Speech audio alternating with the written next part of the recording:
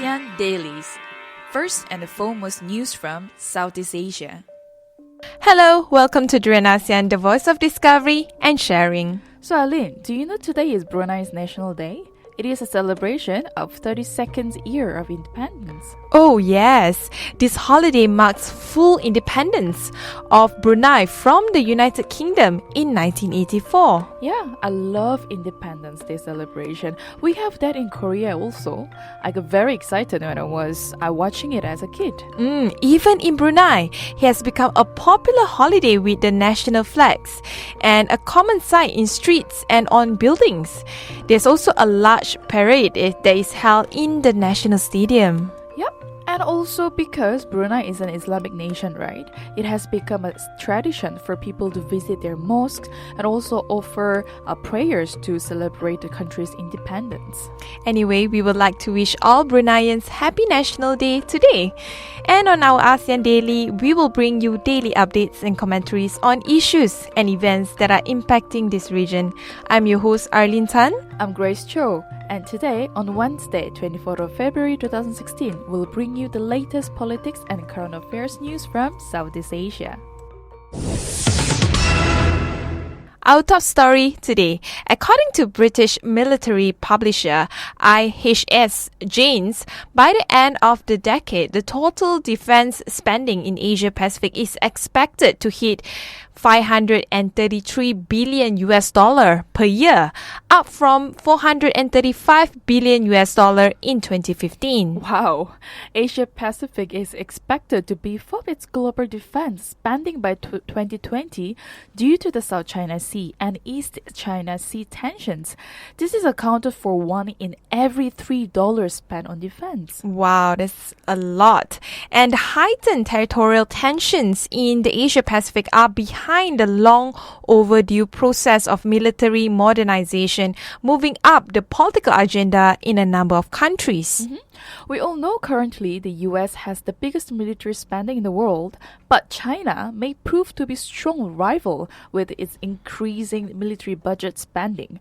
Talking about China, which currently accounts for nearly about 40% of Asia Pacific's total defense budget, the country is expected to be the biggest spender after expanding its defense budget by 43% from 2010's about $134 billion to $191 billion last year. Yep, it's the biggest spender in the Asia Pacific. In fact, China will continue expanding its budget up to $255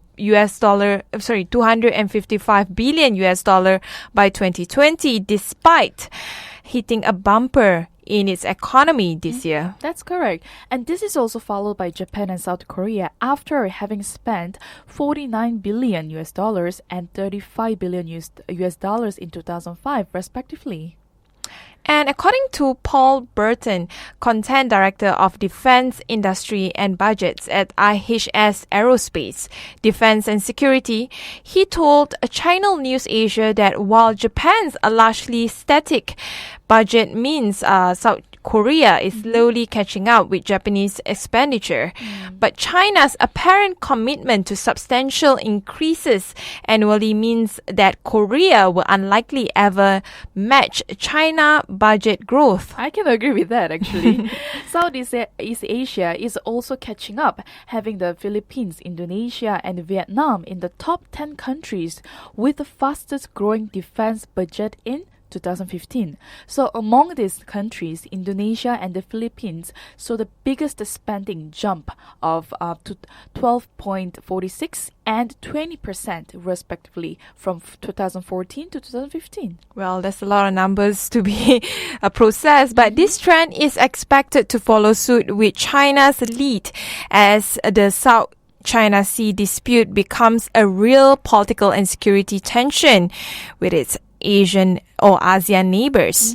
And last week, China deployed an advanced surface-to-air missile system on Woody Island, one of the disputed paracel island in the northern half of the South China Sea.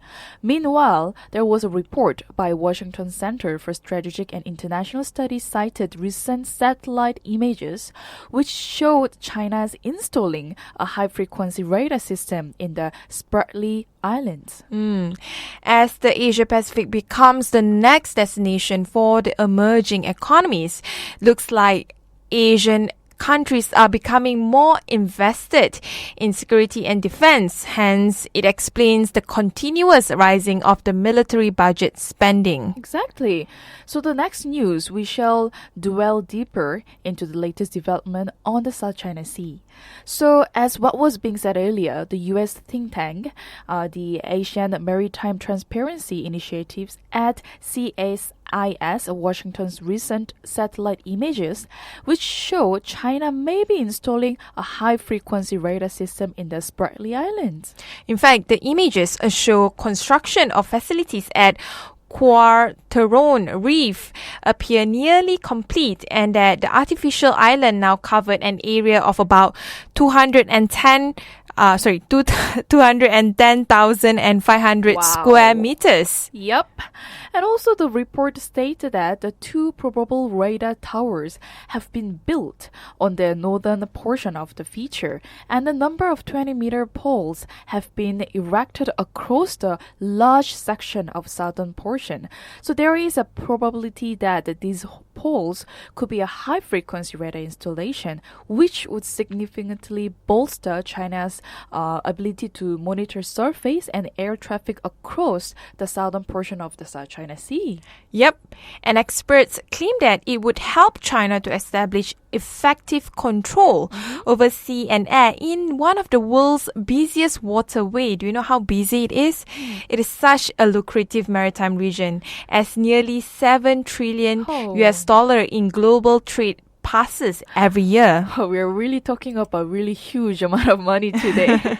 But Chinese foreign and the defense ministries have been muted about the report though images also show that China appeared to have constructed a buried bunker and also lighthouse on the northern portion of the feature, a helipad, communications equipment, and a quay with a loading crane. And the report based its analysis on satellite images from January and February this year, and it stated that the Chinese radar coverage in the South China Sea has been rather sophisticated.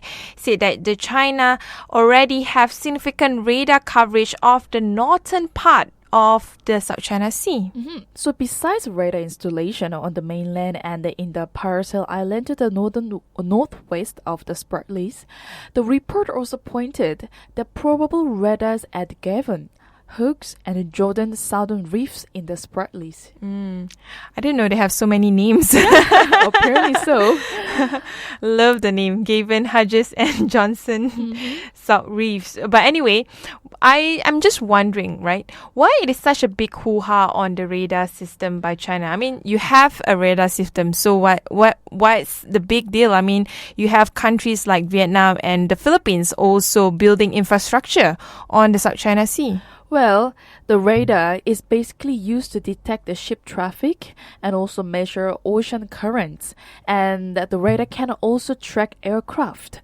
Other likely radar sites, some that might have a gun emplacement as well. Wow. So the South China Sea has been definitely a sensitive topic between the Chinese and Southeast Asians, as China claims most of the area through its 9-dash line, while Vietnam, Malaysia, Brunei, and the Philippines and also Taiwan also have rival claims. But here, when you think about it, the irony is, back in September, China's President Xi Jinping, speaking with the President Obama at the White House, he said that Beijing does not intend to pursue militarization in the Spratlys. That's true. And one interesting and separate report by CSIS last month also stated that the Chinese military buildup in the region meant that the South China Sea will be virtually a Chinese lake by 2030. Wow. And at the same time, CSIS is based in Washington. So thus there is an American agenda there. But the risk and the tension caused by the China's infrastructure and the military presence in the SES definitely raise a lot of flags there. Yeah, SES, South China Sea. Anyway, that's the problem also happens because there's a very thin dialogue happening between ASEAN and China on the multilateral level, not even on the bilateral level that the conversation has been that fruitful. So at the end of the day, seems like when it comes to the South China Sea, the fear would only drive out the need to increase defense security and buying more arms between the Chinese and the Southeast Asians. So anyways, the next news we can move to Vietnam. So talking about South China Sea and arms, Vietnam is now world's 8th largest arm importer. Well, this is not a surprise. And this is according to the latest annual study of global arms patents released by the Stockholm International Peace Research Institute. So Hanoi was the 8th largest arms importer in the world from 2011 to 2015, up from just the 43rd in the previous 5 years period. So its arms report rose by 699% and accounted for roughly 3% of global purchases. Wow, from 43rd placing to the 8th. That's a huge jump there. So I guess it's just a way for Vietnam to flex its growing military muscle. And it's not just in Vietnam though. The report found out that the arms imports by states in Asia and Oceania in the general increased by 26% between 2006 and 2010 and 2011 and 2015. So with states in the region receiving about 46% of global import in the year between 2011 and 2015. Yeah, like we discussed earlier, Asia is definitely expected to continue to be a key driver of global defense spending over the next few years, with spending forecasted to hit $533 billion annually in 2020. Right, and in Vietnam's case, while the country's military modernization is due to a variety of factors, one major driver is no doubt the South China Sea disputes. And last year, reports suggested that Hanoi had deployed the first of its Kilo-class submarines from Russia to the South China Sea. Well, that's true. If you remember the case with placement of the oil rig in the Vietnamese waters in 2014, which triggered a huge diplomatic blow between these two countries. And I guess we will be seeing more militarized Vietnam between Vietnam and China especially. That's all from our ASEAN Daily today. Thank you for tuning in to Drian ASEAN with Grace Cho and Arlene Tan. For more updates on Southeast Asia, please go to our website at drianasean.com. If you're on the go, you can always download our TuneIn app on your mobile. Please subscribe to our YouTube channels at Drian ASEAN and Drian ASEAN TV. Don't forget to follow us on our Facebook page, Twitter, and Instagram. We always welcome feedbacks from our listeners. Stay tuned with ASEAN Daily by tomorrow, Thursday, same time at 12 to 1 p.m. on GMT Plus 8. Drian ASEAN, the voice of discovery and sharing.